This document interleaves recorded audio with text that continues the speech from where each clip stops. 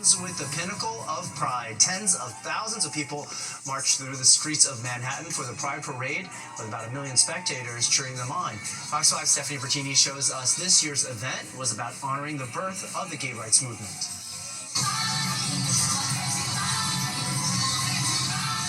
It's the 2025 New York City Pride March, an annual mega event attracting locals and tourists every year. My brother came from Florida, my sister from Colorado, and we're having a ball. New York City Pride typically brings in more than 1 million people. In the crowds, those who come every year. That's always been the best. And those getting their first experience this year. What's the awesome? This is my first time here. It's our first ride. And what are you thinking so far? We love it. I love everything. All the presentations were all thought out. Everything is well planned. I love it. NYC Pride's official theme this year, Rise Up Pride in Protest. Organizers say it's a reflection of the Pride movement's origins and an effort to meet the moment. We wanted to make it a call to action to everyone to understand that we are not where we need to be in the society that we live in, and there's a lot of work to be done. So while we're having fun and enjoying ourselves, we're also making sure that we're showing up for our local legislation to make sure that LGBTQIA+ people are taken care of in the ways that they need to. The very first Pride March was in 1970. It commemorated the one-year anniversary of the Stonewall riots. With the history in mind, many here are reflecting on the legacy of the event. It's so great being here. It's a really validating experience, and I'm so happy that things like this exist for the community. Every year, the energy takes over Manhattan. In New York City, Pride is something that goes far beyond the LGBTQ+ community. A lot of my friends are in this community, and so even it may not be my direct rights, but it's theirs, and that's why I come out. The parade route starting in Flatiron and making its way through the village brings along the color and fun that comes during NYC Pride every year. And although the parade is a daytime event, the party and the fun continues long after dark. I'm Stephanie Bertini, Fox 5 News. It wasn't all about joy. NYPD Commissioner Jessica Tisch is speaking out against a decision that once again kept uniformed police officers from participating in the march. It is the 5th year in a row officers were blocked from marching in the parade if they plan to carry their service weapons. Organizers say the march has a strict no weapons policy, but the police commissioner said it was deeply offensive that some officers were not allowed to fully participate. It's a publicity stunt. The notion that they would say they can show up in their uniform but they just can't carry their guns, it's nonsense. They know full well that it's a matter of public safety and person safety. For our officers, when they put on those uniforms, they must carry their weapons with them. They can march in t-shirts, they can march in uniform just without a weapon. It was put in place following the 2020 George Floyd protests meant to cut down on the visible presence of police. Fresh off his surprising primary victory, Zohran Mamdani taking policy to the national television stage. We've got his answer when questioned about his ability to beat current mayor Eric Adams. Plus, new ways of getting around Queens, how the MTA is changing bus service to make it more efficient. And speaking of efficiency, Liv Johnson is here with the forecast. Hi, Liv. Hi, Arthur. Well, it was a hot one today. It'll be even more hot and humid tomorrow with a few rain chances Monday night and Tuesday night. I'll have your full forecast after the break. Right now, underway in the Senate, a rare weekend session. They're expected to go all night to vote on President Trump's package of tax breaks, big spending cuts, and increased funding for mass deportations. Trump says he wants it signed into law before the 4th of July, but Republicans have run into a series of political and policy hurdles. Not all GOP lawmakers are on board with proposals to massively reduce spending on Medicaid, food stamps, and other programs as a way to help cover the cost of extending nearly $4 trillion in tax breaks, much of it benefiting corporations and wealthy individuals. If passed in the Senate, it would have to return to the House for a final round of votes before the bill would reach the White House. Democratic mayoral candidate Zohran Mamdani, fresh off his primary victory, went on Meet the Press this morning.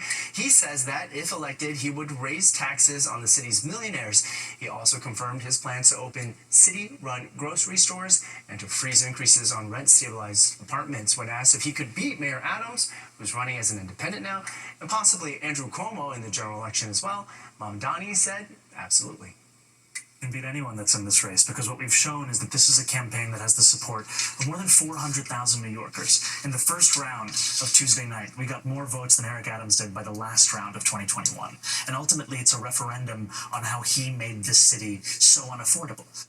President Trump doesn't like it. He's already throwing punches at Mamdani, calling him a communist, which Mamdani denies. Also threatening to cut funding to New York City if Mamdani doesn't, quote, do the right thing if he's elected. The NYPD is looking for this man. They say he repeatedly stabbed a 27-year-old man in the stomach.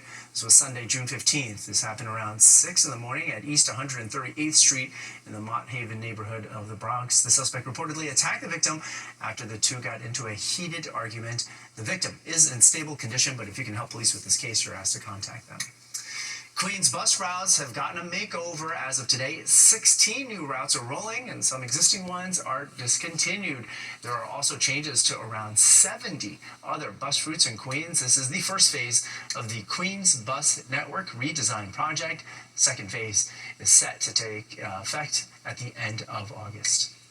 On the other side of this break, Liv Johnson has a check of our forecast.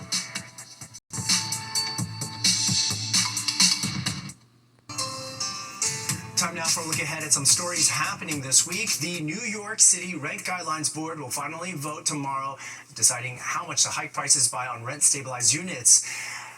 Rents on one-year leases could go up 4.75%. On two-year leases, they could go up nearly 8%. It'll be the fourth straight annual increase under Mayor Adams. Many tenants are against the hike, saying their incomes aren't going up as their rent's increasing, but landlords say they need the money to cover operating costs. The health department will start spraying for mosquitoes in marshes and non-residential areas of the Bronx, Brooklyn, Queens, and Staten Island. Helicopters will be spraying the treatment to kill young mosquitoes in places like Old Town, South Beach, Fresh Creek, and Pelham Bay Park, north and south. The process starts on Tuesday and goes through Thursday. The health department says this is the most effective way to control the mosquito population and prevent the spread of, amongst other things, West Nile virus. And Friday is Independence Day. The Macy's 4th of July fireworks return to the East River. This is file video. The best views will be at Brooklyn Bridge Park, but people do need a ticket to enter that area. The show kicks off at 8 p.m. We're going to be right back, but first, let's take a look at what we need to know about tomorrow's commute.